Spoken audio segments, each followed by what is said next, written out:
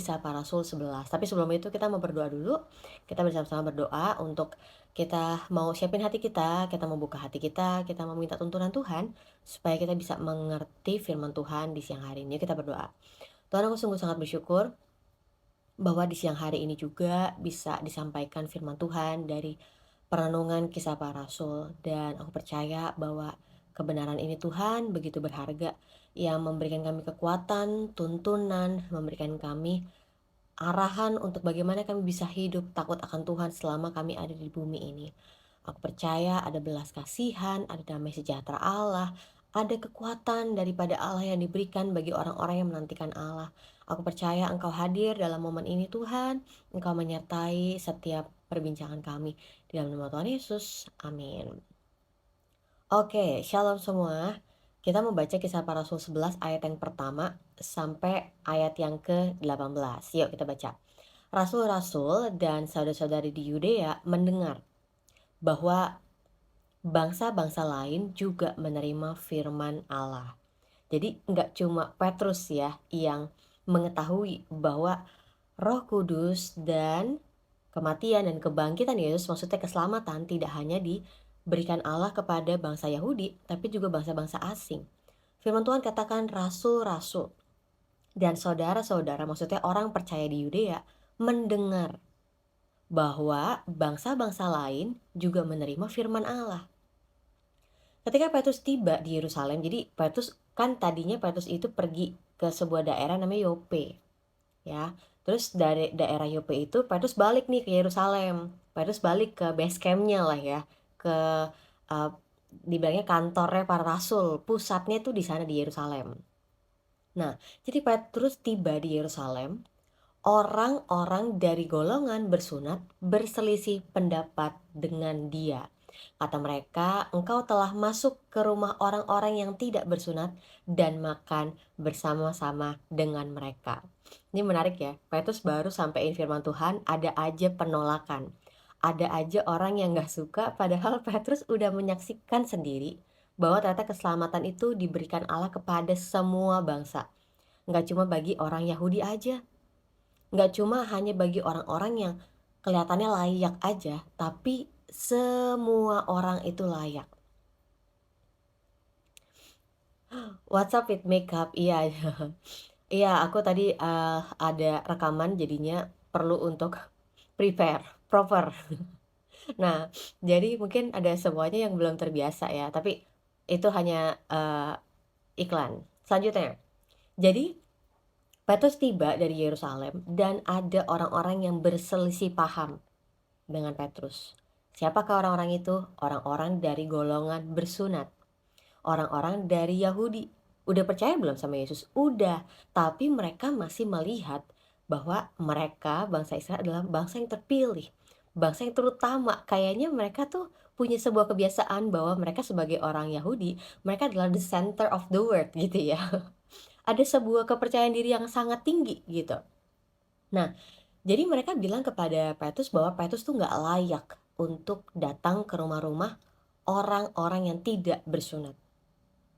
Iya, maksudnya orang-orang di luar golongan orang Yahudi gitu ya. Jadi yang Petrus alamin, yang Petrus miliki perspektif itu, bahwa orang Yahudi gak bisa campur tuh, gak bisa ngobrol tuh sama orang non-Yahudi, sama juga dimiliki oleh kebanyakan orang Yahudi. Tetapi Petrus menjelaskan segala sesuatu berturut-turut. Katanya, aku sedang berdoa di kota Yope, tiba-tiba rohku diliputi kuasa ilahi dan aku melihat suatu penglihatan. Suatu benda berbentuk kain lebar yang bergantung pada keempat sudutnya diturunkan dari langit sampai di depanku. Aku menatapnya dan dalamnya aku lihat segala jenis binatang berkaki empat dan binatang liar dan binatang menjalar dan burung-burung. Lalu aku mendengar suara berkata kepadaku, bangunlah, hai Petrus, sembelilah dan makanlah. Tetapi Petrus berkata, tidak Tuhan, tidak, sebab belum pernah sesuatu yang haram dan yang tidak tahir masuk ke dalam mulutku. Akan tetapi untuk kedua kalinya suara dari sorga berkata kepadaku, apa yang dinyatakan halal oleh Allah, tidak boleh engkau nyatakan haram. Hal itu terjadi sampai 3 kali, lalu semuanya ditarik kembali ke langit. Dan segitu juga 3 orang berdiri depan rumah di mana kami menumpang, mereka diutus kepadaku dari Kaisarea. Lalu kata Roh kepadaku, kepada Petrus, pergi bersama dengan mereka dengan tidak bimbang. Dengan keenam saudara ini menyertai aku, kami masuk ke dalam rumah orang itu. Dan ia menceritakan kepada kami bagaimana ia melihat seorang malaikat berdiri dalam rumahnya dan berkata kepadanya, suruhlah orang ke Yope untuk menjemput Simon yang disebut Petrus. Ia akan menyampaikan suatu berita kepada, maksudnya Cornelius akan menyampaikan berita kepada Petrus yang akan mendatangkan, maksudnya ini adalah penglihatan yang dialami oleh Cornelius, di mana Petrus akan menyampaikan suatu berita kepada Cornelius yang akan mendatangkan keselamatan baginya dan bagi seluruh isi rumahnya. Dan ketika Petrus mulai berbicara, turunlah Roh Kudus ke atas mereka sama seperti dahulu ke atas kita. Maka teringatlah aku akan perkataan Tuhan, Yohanes membaptis dengan air, tetapi kamu akan dibaptis dengan Roh Kudus. Jadi jika Allah memberikan karunia-Nya kepada mereka sama kepada kita pada waktu kita mulai percaya kepada Yesus Kristus, bagaimanakah mungkin aku mencegah dia? Ketika mereka mendengar hal itu, mereka menjadi tenang lalu memuliakan Allah. Katanya, jadi kepada bangsa-bangsa lain juga Allah mengaruniakan pertobatan yang memimpin kepada hidup. Runut peristiwa ini, apa sebelum dapat teguran Rasul Paulus sekarang gak mau semeja dengan gentle make? Nah, saya belum mendalami yang terjadi antara Petrus dan Paulus ya, teguran itu. Apakah itu dengan spesifik sebelum akhirnya Petrus ketemu sama orang Yahudi ini gitu ya, atau setelah pertemuan Petrus dengan Cornelius, atau sebelum pertemuan Petrus dengan Cornelius, saya belum dalemin. Tapi kalau misalnya Bapak boleh dapat ada informasi tambahan, boleh loh berbagi. Nanti saya dalemin lagi ya. Saya belum dalemin teguran Paulus kepada Petrus tentang kemunafikan Petrus. Tapi jadi kalau kita lihat, orang Yahudi ini melihat ada orang-orang awalnya orang-orang Yahudi ini melihat bahwa Petrus ini berkumpul, berbicara, bahkan hangout di rumahnya Cornelius yang adalah orang non-Yahudi. Dan orang Yahudi ini sebel, karena harusnya kalau orang Yahudi gak boleh tuh ngumpul sama orang non-Yahudi. Dan akhirnya Petrus harus menjelaskan secara berurutan, tanpa dikurangin, tanpa dilebih-lebihkan. Petrus bicara apa adanya dan ternyata akhirnya respon mereka berubah. Mereka beroleh pengertian dan mereka menjadi tenang lalu memuliakan Allah. Karena apa? Katanya, jadi kepada bangsa-bangsa lain juga Allah mengaruniakan pertobatan yang memimpin kepada hidup. Harusnya kalau kita melihat ada begitu banyak orang yang mendengarkan kabar baik, yang mendengarkan kebenaran, bahkan hidup mereka bertobat, segelap, separah apapun dosa yang dahulu mereka perbuat, harusnya kita punya respon yang sama. Kita bersuka cita karena orang-orang itu disembuhkan, orang-orang itu diselamatkan, orang-orang itu dipulihkan, bahkan mereka bertobat dari kejahatannya. Tapi entah kenapa, justru yang saya saksikan di dalam kekristenan juga ada orang-orang yang iri ketika ada orang-orang yang bertobat. Kenapa kita lebih cenderung untuk menghakimi orang kayak, ih, dia pelayan Tuhan, padahal kan tadinya dia kan gak bener, kayak selingkuhannya di mana-mana gitu, terus dia pelayanan sekarang kok bisa? Atau misalnya kita bilang, itu kan pendetanya udah nikah 2 kali gitu kan, dan kayak dia jadi gembala gitu kan. Padahal kita belum cari tahu tuh, apakah jangan-jangan setelah dia menikah 2 kali, dia menyadari kesalahannya, kejahatannya, pertobatannya, dia mulai hidup benar. Dan dia juga memikul beban itu, salib itu, bahwa dia dulu adalah orang yang jahat, orang yang selingkuh, orang yang melakukan kerugian bagi keluarganya. Tapi kenapa ya? Kenapa kita sulit banget untuk merasakan sukacita, damai sejahtera ketika melihat ada orang yang bertobat? Waktu itu saya pernah lihat salah satu mungkin meme ya yang dibuat sama orang-orang di barat. Mereka bilang, bayangin ya kalau misalnya ada begitu banyak tokoh-tokoh besar gitu ya, mereka ketemuan gitu ya. Kan mereka udah meninggal semua dan mereka ketemuan gitu ya. Dan bayangin, mungkin di antara Daud terhadap Saul juga, Daud terhadap Salomo, terus apalagi, mmm, tokoh-tokoh lain gitu ya, siapa Musa dengan Nuh gitu ya. Mungkin mereka akan saling bersukacita karena pada akhirnya mereka melihat bahwa mereka diselamatkan, mereka bertobat gitu. Mungkin kalau misalnya Yudas tidak mati bunuh diri, bisa aja nggak Yudas beroleh pengampunan, dan Yudas beroleh kemurahan Tuhan dan dia hidup dalam pertobatannya. Tapi kan pada akhirnya dia berkeputusan untuk dia, terjebak dalam rasa bersalah yang begitu besar dan dia nggak tahu jalan keluarnya, akhirnya dia bunuh diri. Kalau misalnya akhirnya Yudas bertobat dan Yudas menjadi salah satu rasul, begitu besarnya sukacita surga. Kalau saya bayangkan ya. Kenapa? Karena surga tuh bukan mengutamakan, kalau lu udah jahat banget, udah lu tuh nggak mungkin bertobat, terlalu gelap masa lalumu gitu, enggak, surga nggak pernah seperti itu. Yang saya yakin bahwa ada satu orang yang selamat, ada satu orang yang bertobat, maka seluruh isi surga bersukacita. Karena begitu berharganya satu jiwa itu. Dan orang-orang Yahudi awalnya mereka, ya itu ya, ada kecenderungan kan merasa bahwa diri mereka spesial, bangsa yang terpilih, bangsa yang dijanjikan gitu ya, sebuah janji yang spesial. Bangsa yang dikasihi Tuhan, kan kayak itu sebuah status yang spesial banget gitu ya, menyandang status gelar yang spesial banget. Tapi akhirnya mereka beroleh pengertian bahwa keselamatan tidak hanya bagi mereka. Tapi kenapa kita kalau ada orang yang mau masuk gereja, bertobat, masuk gereja, tapi kenapa kita selalu bikin mereka sulit? Apakah ada iri hati dalam diri kita? Ah, takut nanti jabatan saya diambil. Iya, nanti tuh jadi kebanyakan yang pelayanan di mimbar, jadi nanti kita nggak kebagian deh tugas pelayanan. Apakah kita dalam gereja, kita masih pusingin tuh ya namanya jabatan, kita masih pusingin yang namanya, jadwal gitu ya, kita masih pusingin yang namanya berkat. Padahal untuk orang itu selamat, surga tuh udah bersukacita loh.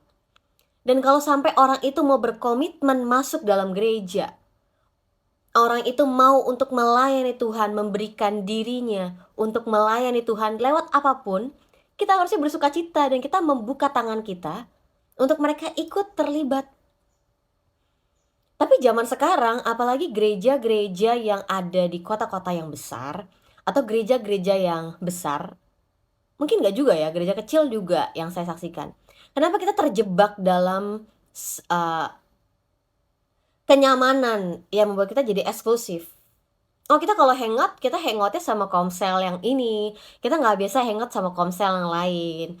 Ya kita kalau misalnya abis youth, kita biasanya langsung ngumpul aja nih sama komsel ini, kita nggak pernah mau gabung sama komsel yang itu.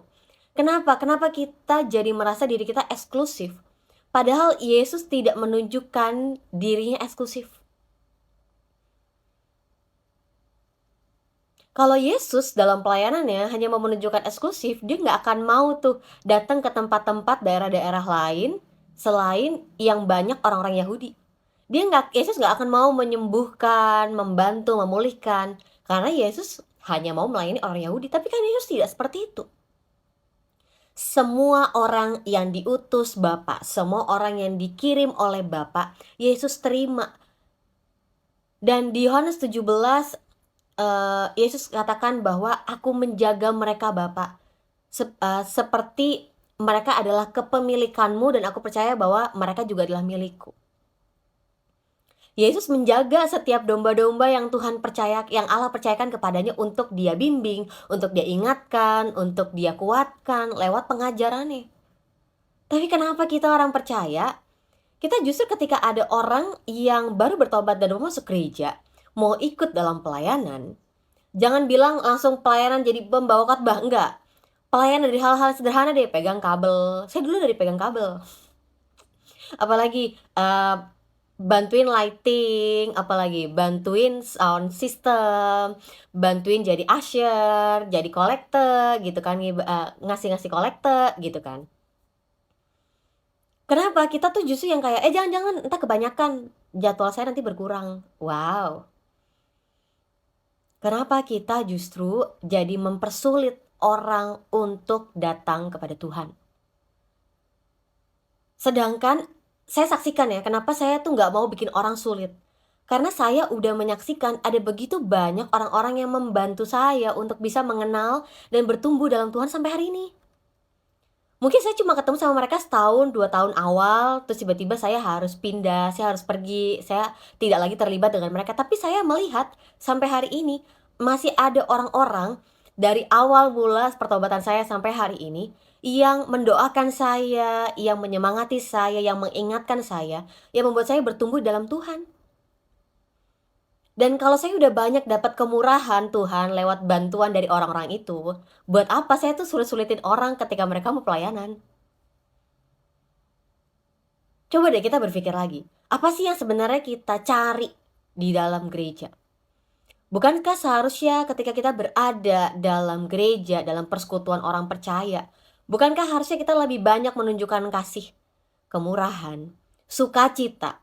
Ini bukannya kita jadi fake ya, saya bukannya mendorong saudara, bapak ibu jadi fake person, jadi orang yang palsu.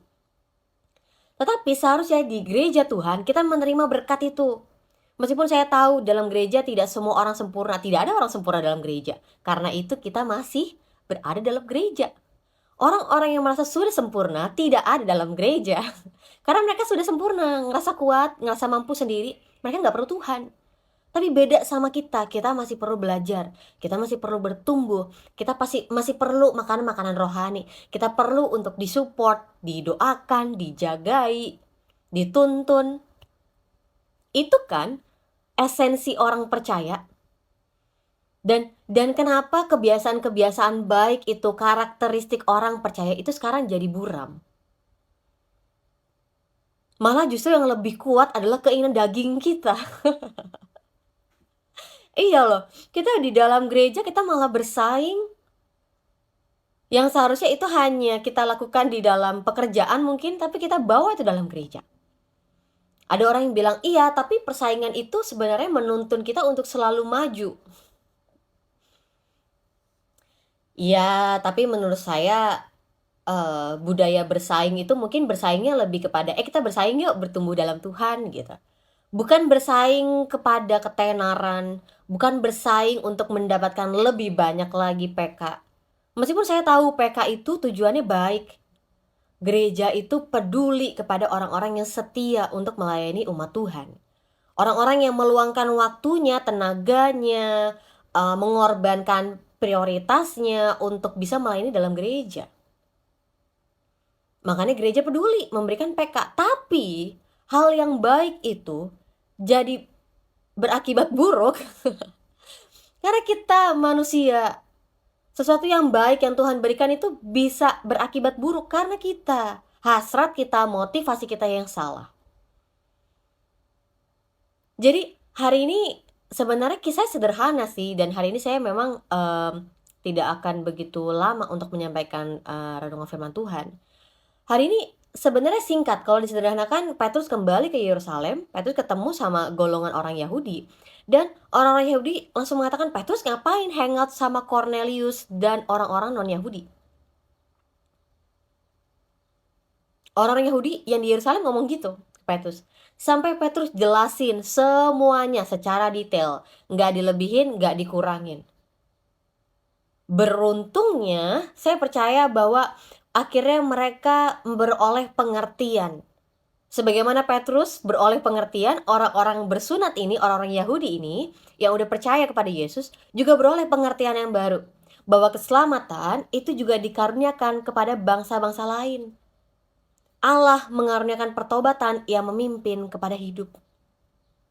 Dari sini kita bisa melihat kasih Allah begitu besar bagi dunia ini. Ya, nggak cuma bagi orang Yahudi aja. Bahkan kalau kita lihat dari perjanjian lama, saya ingat waktu itu saya lagi bagiin hal yang saya dapatkan ketika lagi Bible study mengenai,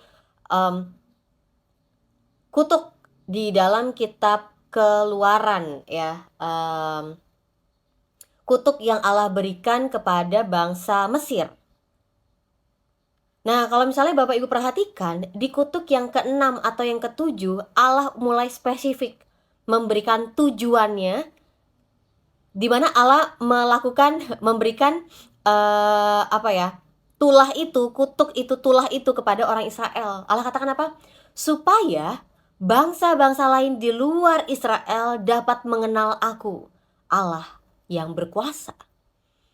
Kalau kita lihat, caranya Allah itu luar biasa banget bekerja melalui tulah. Pertama, Allah menunjukkan hal-hal yang ajaib di darat.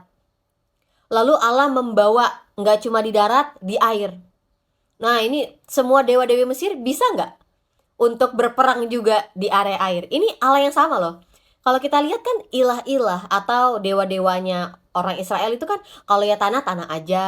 Nggak selalu tuh di air. Yang air, air aja gitu ya. Udah bagi penyakit-penyakit di air. Nggak bisa tuh Allah-Allah air, perangnya di Allah udara. Nggak bisa. Beda-beda soalnya. Tapi Allah orang Israel menunjukkan bahwa aku Allah yang esa. Dapat berperang melawan dewa-dewi Mesir, mau itu di darat, di air, bahkan di alam semesta. Buktinya apa? Tiba-tiba orang Mesir mendapatkan salju yang begitu parah, musim dingin yang begitu parah, yang mereka nggak pernah alamin sebelumnya. Tapi orang Israel tidak. Orang Mesir tiba-tiba mengalami kegelapan yang begitu gelap sampai mereka nggak bisa melihat orang di depan mereka. Tapi orang di tanah Israel, di daerah orang Israel tinggal, di Goshen, justru ngalamin terang. Jadi awalnya Tuhan ingin memperkenalkan dirinya kepada orang Israel. Kemudian Tuhan ingin memperkenalkan dirinya kepada orang Mesir, sampai akhirnya Tuhan ingin memperkenalkan kepada bangsa-bangsa di sekitar orang Israel, supaya mereka mendengar bahwa Allah orang Israel yang sedang berperang melawan dewa-dewi Mesir. Melalui tulah. Saya dulu ketika baca itu saya nggak mengerti, tapi hari ini saya saksikan kebesarannya Tuhan. Dan setiap kali kita baca firman Tuhan, kita hanya melihat kebesarannya Tuhan. Jadi kalau kita lihat kebesaran Tuhan udah nyata dari zaman dahulu ribuan tahun yang lalu. Dan kita lihat juga di para rasul, Tuhan masih menyatakan kebesarannya, kasihnya yang begitu besar. Tuhan yang sama, yang tidak pernah berubah, masih bekerja dalam hidup Bapak Ibu.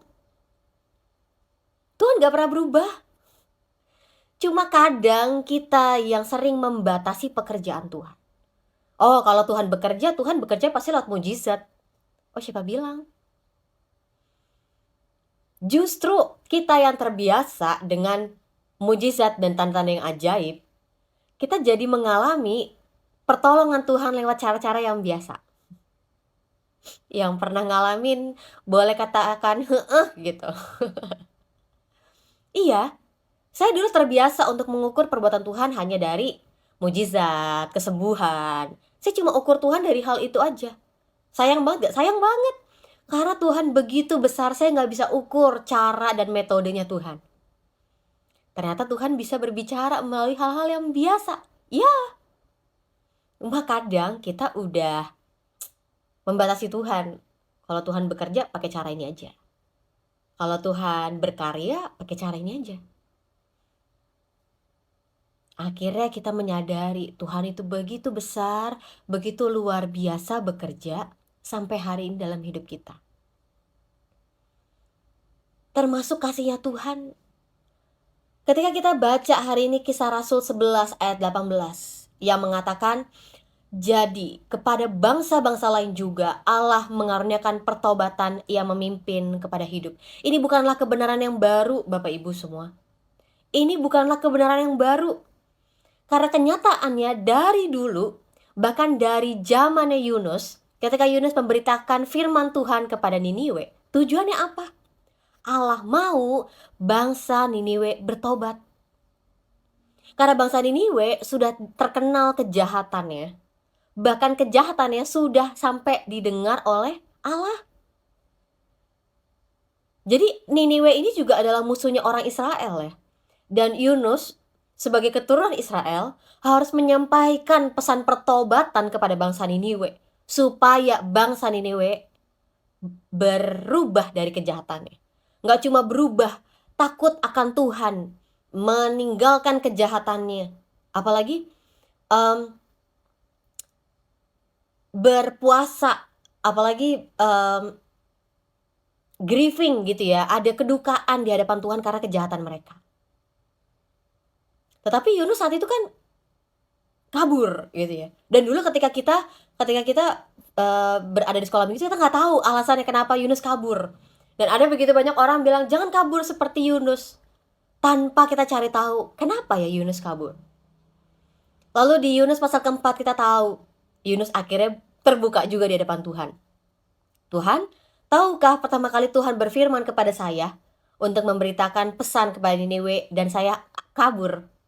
Karena saya tahu Tuhan bahwa Engkau adalah Allah Maha Pengasih dan Penyayang yang akan mengampuni orang-orang yang bertobat, orang-orang yang berbalik dari kejahatannya. Karena apa? Allah itu kasih peringatan supaya kita tuh bertobat, meninggalkan kejahatan kita. Ya, tetapi seringkali kita mungkin di posisi Yunus, kita pengen, enggak, ini orang tuh jahat. Dia harus mendapatkan konsekuensi dari kejahatannya Tuhan. Jangan Tuhan, dia jangan dapetin kasih karunia Tuhan. Harusnya dia beroleh kerugian, dia harusnya beroleh kutuk, bahkan keluarganya harus dapat celaka karena dia jahat banget jadi orang. Kita justru yang sering bertindak jadi hakim ya. Kita justru yang sering untuk jadi apa ya, yang mendakwa orang lain. Tuhan, orang ini pantas untuk dihakimin. Dan dari Yunus kita belajar, kasih Tuhan tuh nyata bagi bangsa-bangsa yang jahat. Ya, Tuhan juga rindu seluruh bangsa untuk meninggalkan kejahatannya dan melakukan kebenaran dan ikut dalam tuntunannya. Ya, dalam pembelajaran kitab Yunus, mungkin kita ngerasa juga sebel ya, karena kan bahasa Niniwe udah jahat. Kok tiba-tiba kayaknya murkanya Allah, penghakimannya Allah tiba-tiba kayak di cancel gitu aja, kok enak banget gitu ya. Nah, selanjutnya yang kita ketahui bahwa ya setiap kejahatan itu akan berbuahkan hukuman. Bukan karena Tuhan jahat, tapi memang itu adalah hukumnya. Setiap orang yang jahat dia akan mendapatkan konsekuensinya. Kayak kita makan gak sehat, kita akan mendapatkan konsekuensinya. Oh, hari ini kita gak langsung sakit perut, hari ini kita nggak langsung tuh dapetin cancer, tumor. Tapi kan nanti ketika kita nggak menjaga pola makan yang sehat, kita nggak punya pola hidup yang sehat, ya udah 10 tahun, 20 tahun datang baru kita mendapatkan konsekuensinya lewat sakit. Nah, bicara tentang hukuman itu bukan karena aku hukum ya, enggak. Tapi dari setiap peraturan hukum-hukumnya Allah itu sudah ada bahwa setiap orang yang berdosa, mereka akan mendapatkan maut.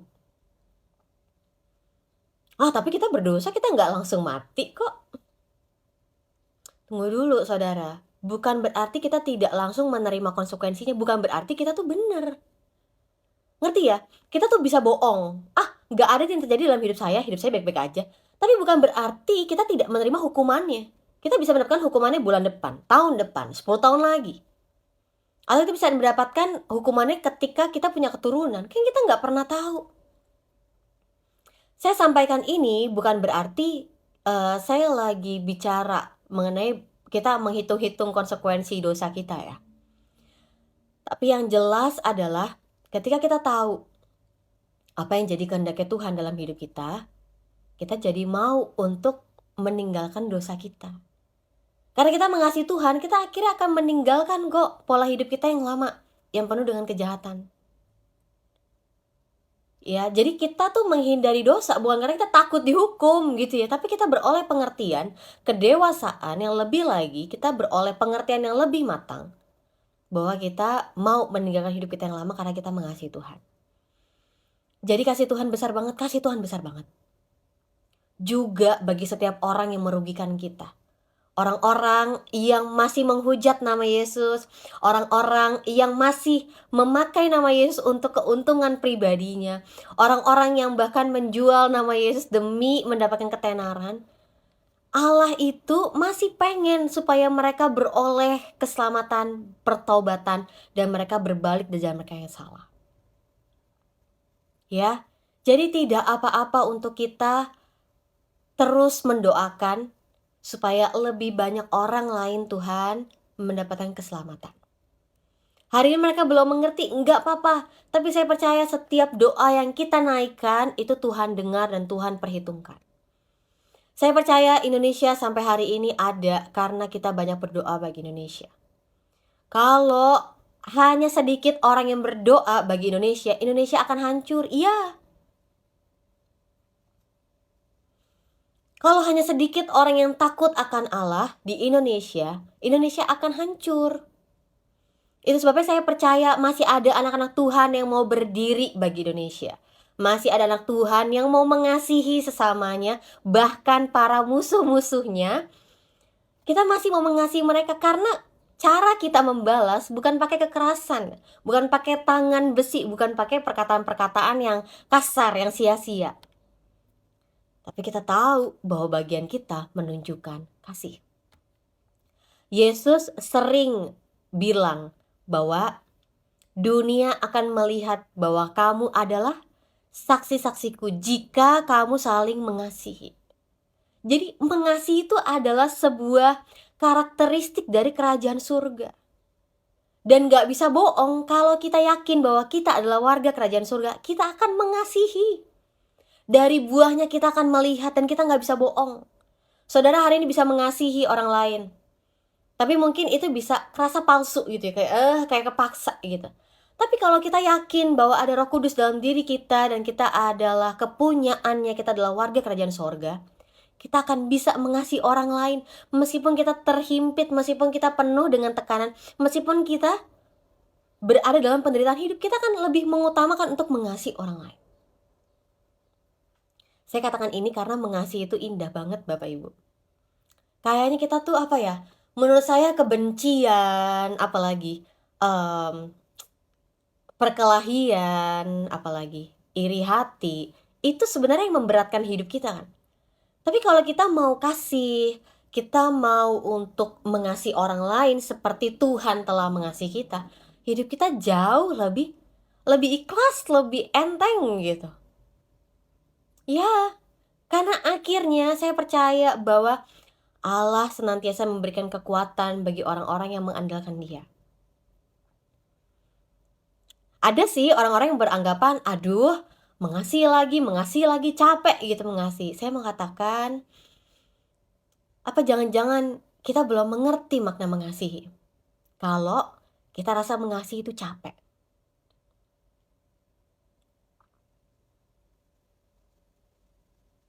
Kalau kita merasa kita bosan mengasihi, jangan-jangan kita punya pemahaman yang keliru tentang mengasihi. Ya, kenapa? Apa buktinya? Ya, Kristus gak pernah bosan untuk mengasihi kita. Kita tuh bisa mengasihi orang lain karena kita sudah menerima kasihnya Kristus dalam hidup kita. Kita bisa untuk mengampuni orang lain karena kita tahu Kristus, Allah udah mengampuni kita. Meskipun hari ini kita masih tobat kumat. Jadi bagaimana kita mendapatkan pengampunan dan kasihnya Tuhan? Seperti itulah kita akan melakukan pengampunan dan kasih kepada orang-orang sekitar kita.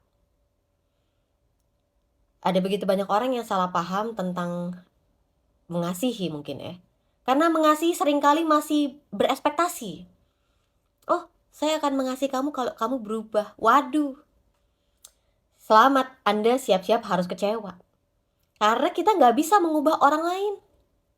Oh, saya akan mengasihi Anda kalau Anda berbuat baik kepada saya. Oh, Anda keliru. Karena Anda udah punya ekspektasi ketika mengasihi orang lain. Terus jadi harusnya apa? Oh, kita mau mengasihi sebagaimana Kristus telah mengasihi kita. Saya mau tanya, kalau Kristus mengasihi kita dengan sebuah ekspektasi bahwa kita akan berubah, kira-kira Kristus kecewa gak? Karena kita tobat kumat, kita tomat. Kadang ingat Tuhan, kadang lupa. Tapi lebih banyak lupanya sama Tuhan. Kalau Kristus mengasihi kita dengan tujuan kita berubah, wah, kita banyak lihat ada orang sampai akhir hidupnya tidak berubah. Kalau Tuhan bilang, ya saya mengasihi kamu, kamu tahu diri kek? Loh, kita nih orang-orang yang gak tahu diri. Buktinya apa loh? Kita gak ngucap syukur. Kita lupain Tuhan. Kita kurang ajar sama Tuhan. Kita gak menghormati Tuhan. Tapi Tuhan tetap mengasihi kita. Tuhan tetap mengasihi kita. Karena apa? Karena besarnya kasih kepada kita. Ada gak alasannya? Bagaimana kalau saya jawab tidak ada alasannya? Semua teolog tidak pernah menemukan sebuah alasan di mana kita layak untuk dikasihi. Karena kita adalah orang-orang yang paling hina. Kita orang-orang paling jahat.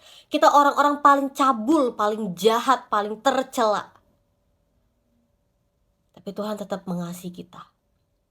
Bahkan Tuhan tahu kita kecewa sama dia, kita marah sama dia, mungkin kita murtad gitu ya, kita kecewa banget, pahit banget nih hati ini sama Tuhan. Tapi Tuhan tetap ciptakan kita supaya kita bisa menerima kasih-Nya. Keren banget kan? Tuhan tahu gak kalau Paulus itu akan menjadi seorang ahli Taurat, menganiaya orang percaya? Tahu. Pengetahuan Allah itu tidak terbatas. Tetapi Tuhan tetap jadikan Paulus,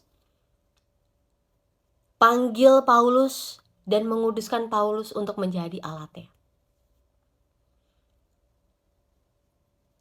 Ya, keren banget. Jadi seumur hidup kita yuk kita alamin kasih Tuhan. Oh, gak cuma alamin, tapi yuk kita mengerti kasih Tuhan. Oh, gak cuma mengerti, yuk kita jadi pelaku. Melakukan kasih-Nya Tuhan kepada orang lain. Karena orang percaya yang mengasihi Tuhan akan tahu kasih Tuhan tuh gak cuma buat dirinya sendiri, tetapi juga untuk orang lain. Saya justru beroleh pengertian seperti ini. Ada begitu banyak orang di luar sana yang belum mengenal kasih. Ya, makanya hidup mereka tuh keras. Kepribadian mereka juga keras-keras dengan tegas beda ya. Orang-orang bilang kalau tegas itu keras gitu. Enggak. Bedain orang yang tegas dengan orang yang keras. Orang-orang yang sulit mengampuni adalah orang-orang yang belum mengerti kasih Tuhan. Mereka belum menyadari bahwa mereka dikasihi Tuhan. Orang-orang yang mencibir, menghujat nama Tuhan, mereka tuh belum mengerti kasih Tuhan yang begitu luar biasa dalam hidup mereka. Aku berdoa setiap orang yang mendengarkan dari Live Talk ini, kita beroleh pengertian yang baru. Kita sebagai orang percaya, kita punya bagian untuk kita jadi Alkitab yang terbuka. Supaya apa? Supaya mereka bisa melihat firman Tuhan tuh nyata dalam hidup kita.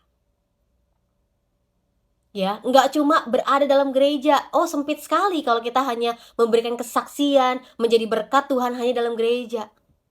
Yuk, kita jadi alatnya Tuhan di semua tempat, bahkan di tempat-tempat kegelapan. Lalu ada yang bilang, wah, gimana nih Kak? Jadi kita harus datang ke klub kah? Kita harus datang ke pub kah? Gitu ya. Gini, jangan mencobai diri sendiri. Kalau saudara nggak punya visinya Allah untuk melayani orang-orang khusus, golongan khusus, jangan mencobai diri sendiri. Ya, karena ada begitu banyak orang yang merasa dirinya sanggup untuk ke klub, ke pub, untuk penginjilan, dan akhirnya dia jatuh juga. Ya, yuk kita beroleh hikmat yuk, kita beroleh kebenaran hari ini yuk. Bahwa kasih-Nya Allah itu begitu besar, sehingga Allah ingin semua bangsa, semua orang itu mendapatkan pertobatan yang memimpin mereka kepada hidup. Loh, tunggu. Kita masih hidup, Kak. kita masih bernafas.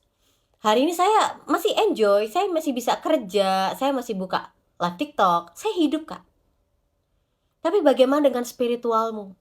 Karena setiap orang yang telah berbuat dosa telah mati secara spiritual di hadapan Allah. Kapan-kapan ya kita bahas dosa. Karena dulu saya sebelum mengerti konsep dosa, saya masih sombong. Saya bener, saya tuh pinter, saya tuh bener, saya bisa beda mana bener mana salah. Tapi ketika saya mendalami lagi arti, makna tentang dosa, kematian, maut, wah, hari ini saya bisa sampaikan kepada Bapak Ibu semuanya, kita perlu Tuhan. Kita semua hidup. Hari ini mungkin ada yang usia 30 tahun, hari ini ada yang berusia 45, hari ini ada yang berusia 65 tahun. Tapi tahukah kita bertumbuh menuju kematian? Kita bertumbuh dewasa, kita bertumbuh beban masa kita, masa tubuh kita, tingginya kita. Tapi kita sedang berjalan menuju kematian. Unik ya? Kita bertumbuh, tapi kita menuju kematian. Nah, akhirnya kita belajar bahwa kita perlu Tuhan. Kita perlu pertobatan itu, kita perlu keselamatan itu. Hari ini kita anggap kita sehat, kita baik-baik aja, kita kelihatannya kita pintar, kita cukup berstrategi, kita cukup kuat. Padahal kita nggak pernah bisa kuat untuk menghadapi dunia dengan segala penderitaan dan tekanan hidup sendirian, Bapak Ibu. Kita perlu Tuhan. Saya sering sampaikan, kita merasa benar bisa mengambil keputusan. Tapi ternyata ketika kita ambil keputusan, salah ya. Keliru ya. Saya kira ini baik buat saya. Seberapa banyak sih kita yang terjebak hidup dalam kebiasaan konsumtif? Kita kira itu baik, tapi ternyata itu tidak perlu. Ya, kasih Tuhan begitu besar. Dan kasih Tuhan gak cuma berhenti bagi kita orang percaya, Bapak Ibu semua. Kita perlu untuk menunjukkan kasih Tuhan yang sudah kita terima kepada orang sekitar lewat apa? Salah satunya lewat kesaksian hidup kita. Biarkan orang menilai seperti apa, yang penting ceritakan bagaimana pekerjaan Tuhan dalam hidup kita. Fokusnya kepada Tuhan, bukan kepada diri kita. Ada orang yang kasih kesaksian, iya saya tuh dulu gajinya hanya 15 juta, tapi puji Tuhan ada berkat dan pemulihan, gaji saya 25 juta. Lalu pesan moralnya apa? Fokusnya adalah kepada perbuatannya Tuhan. Mau itu akhirnya kita menceritakan, ya saya dulu adalah orang yang begitu gampang mudah kecewa kepada orang lain. Ya saya adalah orang yang penuh dengan kepahitan. Sehingga kalau saya pakai sosmed saya tuh selalu saya ceritain cerita-cerita yang pahit. Saya selalu jelek-jelekin orang, saya selalu iri sama orang. Nggak apa-apa kita ceritain kelemahan kita, tapi itu kan udah berlalu. Yang di masa lalu tuh udah berlalu, tapi kita adalah ciptaan yang baru. Hari ini kita bisa bagikan bahwa ketika kita terima kasihnya Tuhan, kita dipulihkan hatinya, kita bisa beroleh kelepasan. Saya hari ini nggak lagi tuh dendam sama orang. Saya hari ini nggak lagi pusing apapun perkataan orang dalam hidup saya. Sejauh yang saya percaya hanya perkataan Tuhan yang terjadi dalam hidup saya. Hari ini saya udah tidak peduli apapun yang jadi pikiran orang atas hidup saya. Saya udah dibebaskan di area itu. Dan Bapak Ibu juga bisa mengalami hal yang sama. Saya percaya kalau Tuhan udah pulihkan saya yang begitu jahat, masa lalu yang begitu gelap, kelam, saya gak punya harapan hidup, tapi sampai hari ini saya bisa hidup, itu semua karena Tuhan. Saya pernah menceritakan ya, waktu itu saya pernah mengalami salah satu krisis yang cukup berat dalam hidup saya. Dan ya krisis orang tuh kan beda-beda ya, kita nggak bisa menimbang dia cuma gini doang, dia cuma gini doang, karena tiap-tiap orang tuh beda kemampuannya. Nah, saya pernah benar-benar ngerasa kehilangan semangat hidup. Saya benar-benar nggak tahu saya tuh hidup buat apa. Dan akhirnya hari ini saya mau bagikan bahwa saya punya alasan untuk hidup, yaitu buat Tuhan. Hari ini saya bangun untuk Tuhan. Hari ini saya ada untuk melayani keluarga saya, lagi ada punya waktu sama keluarga, saya melayani keluarga saya karena Tuhan. Hari ini saya bagiin firman Tuhan karena saya mengasihi Tuhan. Jadi kalau ada Bapak Ibu yang kehilangan semangat hidup, saya mau katakan, coba jadikan Tuhan alasan engkau hidup. Jadikan Tuhan sebagai pribadi yang paling terdekat dalam hidupmu. Suamimu mungkin bisa meninggalkan kamu, orang tuamu bisa mencoret namamu dari kakak. Apalagi teman-teman, sahabat kita, kolega kita bisa merugikan, bahkan menyakiti kita. Hanya ada satu pribadi yang luar biasa, yang lagi nungguin supaya kita tuh sadar Tuhan tuh deket banget sama kita. Saya tuh pernah sampaikan bahwa untuk orang-orang yang suka untuk kagum kepada orang lain, mengandalkan orang lain gitu ya, merasa bahwa orang lain yang menjamin hidupnya, akan mengalami banyak kekecewaan. Tapi peristiwa kekecewaan itu sebenarnya Tuhan izinkan terjadi untuk kita tuh sadar, ada aku, nih, aku deket kamu. Ada aku yang selalu tungguin kamu, ada aku yang selalu duduk sama kamu. Kenapa kamu tuh gak ngeh kalau aku tuh deket sama kamu? Tuhan tuh coba mau ngomong gitu. Tapi harus melalui cara-cara yang gak enak. Demi kita bisa memalingkan fokus kita kepada Tuhan. Yuk, kita terima kasihnya Tuhan di siang hari ini. Bahwa kasih Tuhan itu besar. Tuhan, aku tuh udah lama jadi orang Kristen, aku udah tahu tentang kasih itu. Tapi coba hari ini, lebih lagi buka hati kita, buka pikiran kita, untuk mengenal kasihnya Tuhan secara utuh. Kita akan berdoa bersama-sama, dan saya percaya doa ini adalah doa yang berkuasa. Kenapa? Karena doa ini bicara tentang kasihnya Tuhan. Setiap orang yang menantikan Tuhan akan mendapatkan Tuhan. Itulah janji firman Tuhan. Dan setiap orang yang lagi menunggu-nunggu Tuhan, yang ingin mengenal Tuhan, yang ingin merindukan Tuhan secara utuh dinyatakan dalam hidupnya, akan mengalami Tuhan. Karena itu janji Tuhan. Iya. Yuk, kita mau berdoa. Saya juga akan tutup renungan di siang hari ini. Saya ngelihat ada banyak banget ya yang rame di Let's Talk ini berdiskusi. Kita mau berdoa bersama. Yuk.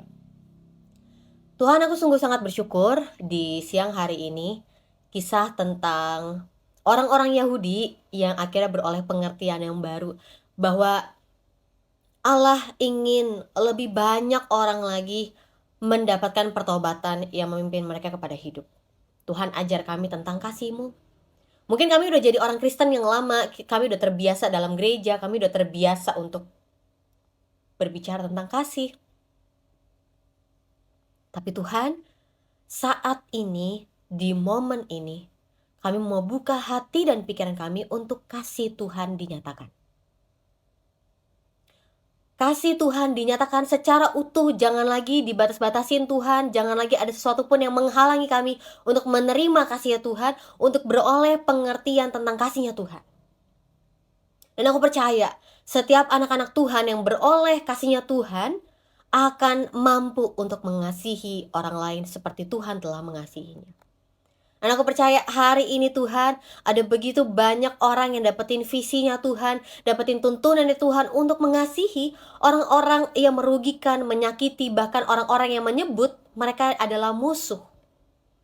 Tuhan, bahkan musuhnya Daud saja telah Engkau damaikan dengan Daud. Dan aku percaya bahwa setiap musuh-musuh kami juga mampu didamaikan dengan kami Tuhan.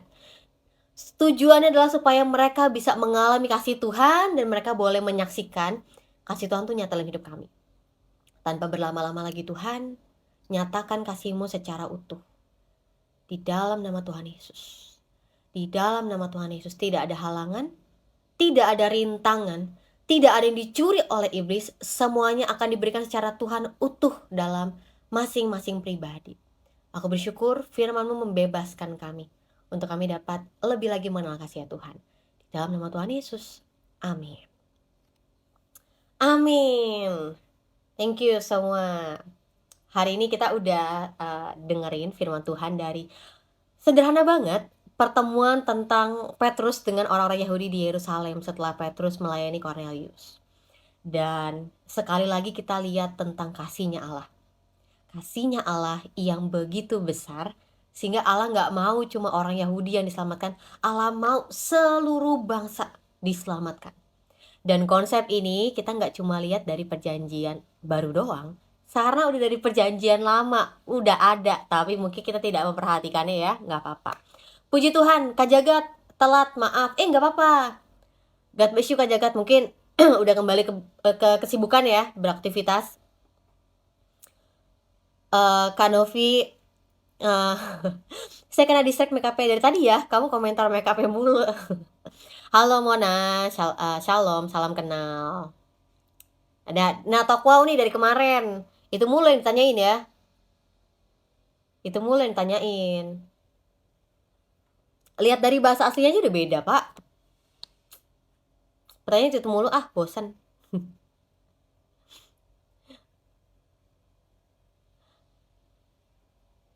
Ya, thank you nih semuanya yang udah hadir. Hari ini kita juga ngeliat ada saudara-saudara kita yang meramaikan di live talk ini. Saya senang banget karena ada begitu banyak orang yang care sama Tuhan Yesus, ada begitu banyak orang yang pengen tahu tentang Yesus ya. Tapi saya percaya bahwa sesungguhnya Yesus sendiri akan menyatakan dirinya, memperkenalkan dirinya kepada mereka, dan kita tetap berdoa supaya lebih banyak orang lagi diselamatkan. Mereka dari konsekuensi enaknya pokcop. Ya, itu yang saya mau sampaikan. Tuhan ada untuk menyatakan kasih-Nya kepada kita. Karena hari kita lagi bicara tentang kasih. Saya berdoa kita semua dapat bertumbuh dalam Tuhan. Kita mau untuk mengenal Tuhan lebih lagi. Apapun konsekuensinya, apapun resikonya, Yesus adalah harga mati. Appreciate with semangatnya. God bless you, Kanovi. Ya, martabak crepes enak loh. Thank you ya. Iya ya. Itu aja teman-teman, Bapak Ibu semuanya. Sekali lagi ketika saya live, saya fokus untuk memberitakan firman Tuhan. Saya bukannya tidak bisa berdebat, tapi saya memilih untuk mengambil waktu untuk menyampaikan firman Tuhan ketimbang untuk berdebat. Kenapa? Karena saya lebih percaya bahwa saya lebih mengutamakan pertumbuhan. Saya lebih mengutamakan untuk menciptakan kesaksian firman Tuhan untuk supaya kita bertumbuh. Karena ada begitu banyak loh orang Kristen yang sebel gitu ya ketika masuk di room live TikTok dan hanya berdebat gitu ya. Dan perdebatannya itu aja. Kalau kita cuma hanya berpusat kepada perdebatan persepuluhan, apalagi Yesus itu Allah manusia seperti apa gitu kan, kita nggak bertumbuh-bertumbuh. Yuk kita bertumbuh lebih lagi dalam Tuhan. Udah 2024 nih, udah begitu lama kita mengenal Tuhan. Yuk kita bertumbuh ke area-area yang kita belum bertumbuh. Jangan cuma di area-area itu aja ya. Saya juga berikan sebuah, waktu itu saya ingat banget ketika kita lagi di kelas ya. Ada salah satu dokter yang mengatakan bahwa iya ya, kenapa kita hanya meributkan tentang persepuluhan aja gitu ya. Kita meributkan tentang apalagi persembahan sulung lah, apa segala macam. Kita nggak pernah untuk bertumbuh gitu ke hal-hal yang kita nggak tahu. Nah, besok kita akan membahas di siang hari Kisah Para Rasul 11 ayat 19 sampai ayat yang ke-30 tentang gereja di Antioquia. Nah, jadi orang Kristen itu pertama kali disebut di Antioquia. Kristen itu orang Kristen, maksudnya pengikut Kristus gitu ya. Dan ya sampai situ aja. Saya juga live di pagi hari baru tadi sih gitu ya, karena saya dapat tuntunan untuk membagikan juga renungan firman Tuhan di pagi hari. Dan lucunya ketika membagikan renungan firman Tuhan pagi hari, ada teman-teman juga yang setia hadir di siang hari dan hadir juga di pagi hari. Puji Tuhan, ada begitu banyak orang yang haus dan lapar. Premier pagi-pagi. Jam berapa Kak kalau EM? Jam 6 Bu, jam 6 pagi. Dan saya sangat bersuka cita ada begitu banyak orang yang semangat untuk mencari tahu tentang Tuhan. Karena yang masuk ke room saya itu berbagai latar belakang, berbagai kepercayaan itu. Luar biasa, ada begitu banyak orang yang exciting untuk mencari tahu nama Tuhan, yang mau ingin mengenal Tuhan. Ya, berikan yang Kaisar punya dan berikan yang Tuhan punya, yaitu diri kita. Karena Kakak semangat. Ya, jadi selama kita dikasih waktu, yuk kita mengasihi Tuhan. Karena mengasihi Tuhan itu nggak cuma di awal pertobatan kita aja, sayang banget. Yuk kita mengasihi Tuhan, apapun keadaan kita, apapun masalah kita, apapun beban kita, yuk kita mengasihi Tuhan. Karena Kakak semangat, nularnya Kak, akarnya semangat. Amin, amin. Saya percaya bahwa berkat yang dibagikan ketika firman Tuhan disampaikan tuh nggak bisa dibohongin. Saya juga banyak diberkati ketika saya tuh lagi ngobrol gitu ya dengan orang-orang, lagi Bible study dengan orang-orang. Saya makin diberkati karena saya melihat bahwa ada orang-orang yang memberikan feedback, mereka mendapatkan insight yang lain gitu ya. Karena saya percaya saya bukanlah yang paling benar, hanya Tuhan dan firman-Nya yang paling benar, dan itulah yang kita utamakan. Itu jam-jam saya kasih makan piglet. Ya, itu aja, tanpa berlama-lama udah jam, waktunya selesai. Kita ketemu lagi ya di selanjutnya, di hari Jumat, dari komunitas GKDI ya, Kak? Enggak sih, saya interdenominasi. Enggak cuma dari GKDI, tapi saya dari interdenominasi. Jadi apapun gerejanya, mungkin ada Bapak Ibu yang mau untuk mengundang saya untuk membagikan firman Tuhan, atau kita mau Bible study, boleh untuk kirim aja lewat direct message, dan nanti saya akan balesin satu-satu. Dan ya, saya percaya bahwa bagian saya adalah untuk memberitakan firman Tuhan. Apa yang saya dapatin, saya akan berikan itu kepada semua orang yang memerlukan, yang membutuhkan, supaya kita bertumbuh sama-sama. Ya, kita mensupport sama-sama. Kenapa Tuhan tidak mungkin ciptaan Tuhan SBB? Apa maksudnya? Tuhan tidak mungkin punya saingan. Ya, kamu belum mengerti nih makna tentang, saya udah sempat tanya kan ke kamu kalau makna mengenai teantropik itu apa, inkarnasi itu apa, kamu belum cari tahu. Itu pun pertanyaan saya belum kau jawab. Bataknya keluar. Oke, itu aja semua. Yes, kita haus dan lapar akan firman Tuhan. Iya, saya ada untuk memberitakan Injil, dan bagian saya cuma memberitakan Injil. Perubahan dan pertobatan hidup orang itu adalah bagian dia dengan Tuhan. Ya, that's all. Saya nggak ada ekspektasi apapun, biar kita semua bertumbuh dalam Tuhan. God bless you semua. Bye-bye, kita ketemu lagi besok di jam 2